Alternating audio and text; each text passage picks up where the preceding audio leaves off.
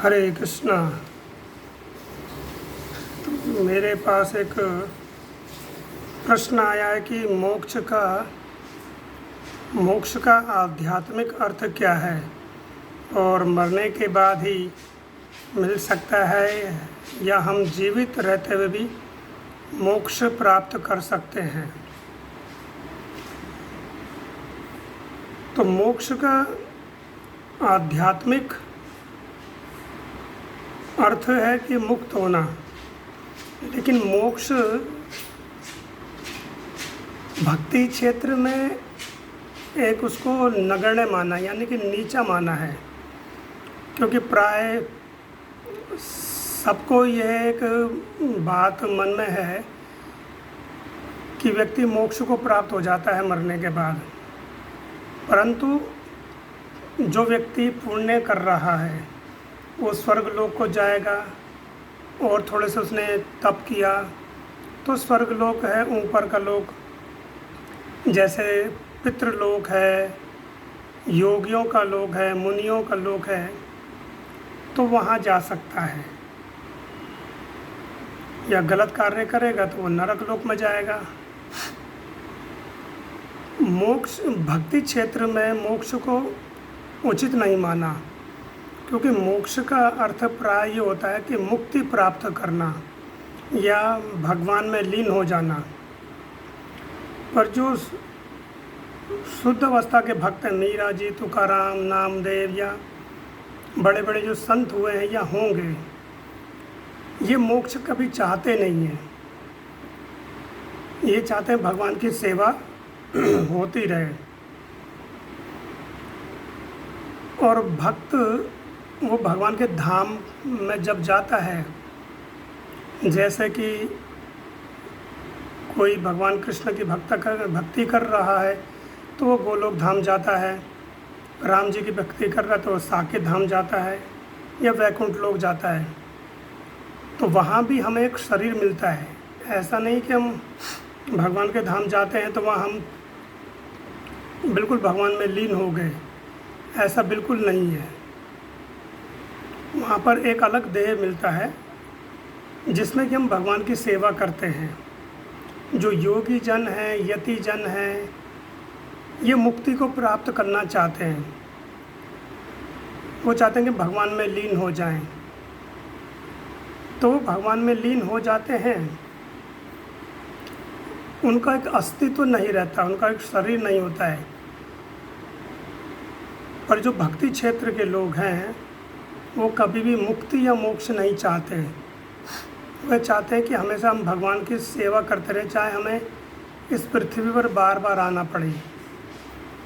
मोक्ष का अर्थ एक तरह से ये है कि कह लीजिए कामचोर होना। जैसे कुछ लोग होते हैं जो बहाने बनाते हैं कि वो काम नहीं करना चाहते, तो हम उनको कामचोर बोलते हैं। वैसे जो मोक्ष को चाहता है वो चाहता है कि हमें कुछ कार्य ना करना पड़े भगवान के धाम जा कर के। लेकिन भगवान के धाम में ऐसा नहीं कि भगवान इस भौतिक संसार में जब आते हैं तो वो तभी गोपियों के साथ रहते हैं, ऐसा बिल्कुल नहीं है। वो अपने धाम में भी गोपियों के साथ रहते हैं। वहाँ भी वो रासलीला करते हैं, रासलीला रचाते हैं।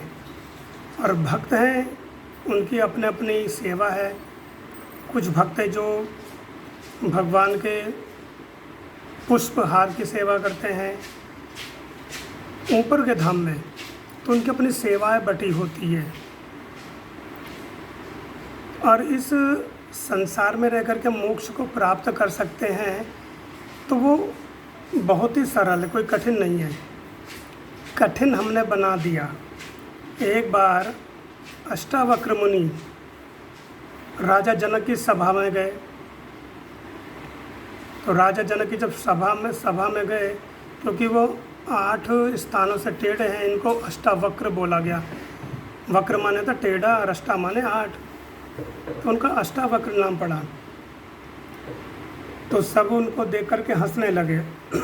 राजा जनक की जो राजसभा थी, तो वो भी बहुत ज़ोर ज़ोर से हंसने लगे। तो राजा जनक ने पूछा कि हे मुनि, आप क्यों हंस रहे हैं? तो उन्होंने कहा कि पहले ये पूछो कि ये लोग क्यों हंस रहे हैं। तो वहाँ के सदस्यों ने उत्तर दिया कि हम आपको देख कर के हंस रहे थे कि आप 8 स्थानों से टेढ़े हैं। तो फिर उन्होंने कहा कि मैं तुम्हें देख कर के इसलिए हंस रहा था। अष्टावक्र जी ने कहा कि तुम सबके सब चर्मकार हो। चर्मकार ने यानी चमार। तो बड़े आश्चर्य में पड़ गए सबके सब जो सभा के सदस्य थे, और राजा जनक भी आश्चर्य में पड़ गए। उन्होंने कहा कि यहाँ एक से एक विद्वान ब्राह्मण हैं, क्षत्रिय हैं, और ये सबको चर्मकार कह रहे हैं।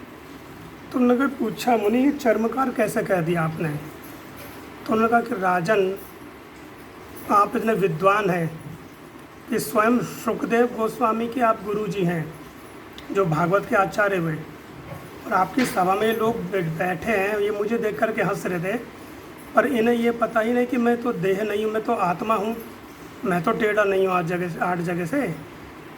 तो इनको इसका मतलब क्या है कि शरीर की बहुत पहचान है, और ये चर्मकारी तो हुए। तो सबका सब सिर नीचे झुक गया। फिर राजा जनक ने पूछा कि हे मुनि, हम इस संसार से कैसे मुक्त हो सकते हैं?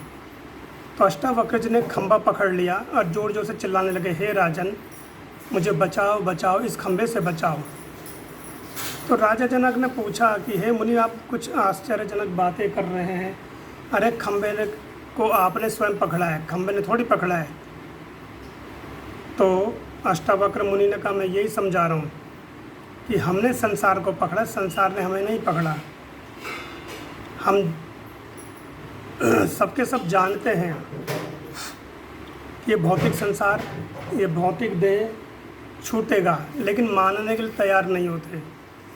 जानते सभी हैं, एक रिक्शा वाला भी भगवद गीता का ज्ञान दे देता है लेकिन जब उसे मुक्ति की बात करो तो वो घबरा जाता है, वो कहता नहीं नहीं, ये सब बात करने की आवश्यकता नहीं है। तो मोक्ष का अर्थ क्या है? मोक्ष का अर्थ यह है कि हम देह से ऊपर उठे। मोक्ष का अर्थ ये नहीं है कि हम जब भौतिक संसार को त्याग देते हैं तो हम सोचते हैं कि हमें मोक्ष प्राप्त हो गया। जब तक यहाँ मोक्ष प्राप्त नहीं होगा तो मरने के बाद कभी मोक्ष मिल ही नहीं सकता। हमें यहीं तो मुक्ति प्राप्त करनी है। हमें ये समझना कि हम ये देह नहीं हैं। अब जैसे कि देखें कि हमारा 5 वर्ष का या 10 वर्ष का शरीर कहाँ गया, वो शरीर नष्ट हो गया। लेकिन हमें पता है कि हम 5 वर्ष पहले या 10 वर्ष पहले ऐसे दिखते थे, फिर 15 के हुए, 20 के हुए, किसी की आयु 50 की है, किसी की 60 की, किसी की 40 की। तो यानी कि जो हमारा 30 वर्ष पहले, 35 वर्ष पहले जो देह था वो देह अब नहीं है। और हमें ये ज्ञात है कि हमारा शरीर बचपन में ऐसा था। तो शरीर बदलते रहता है, आत्मा कभी परिवर्तित नहीं होती। आत्मा में कोई परिवर्तन नहीं होता। आत्मा क्या है? निर्विकार होती है।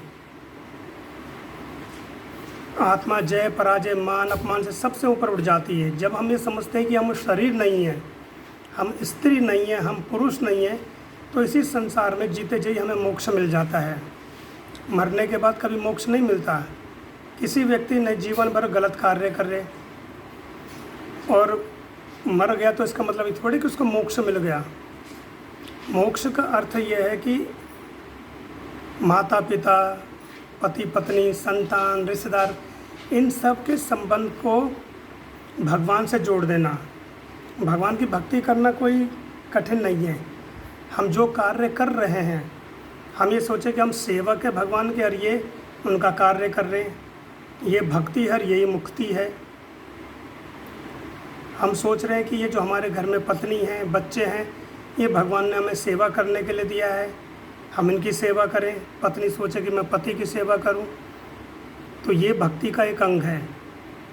हम अगर हर किसी के अंदर भगवान को देखेंगे, भेदभाव नहीं करेंगे कि काला है, गोरा है, मोटा है, पतला है, निर्धन है, धनी है, जब इस सबसे ऊपर उठ जाते हैं तो वो मोक्ष का ही एक रूप है। का भक्त इस देह से ऊपर उठ जाता है, उसको मान अपमान ये सब कुछ नहीं अनुभव होता। क्योंकि वास्तव में देखा जाए तो अपमान किसका हुआ? शरीर का। लेकिन हमने अपने आप को शरीर मान लिया, इसलिए सोचते हैं कि हमें हमारा अपमान हो रहा है।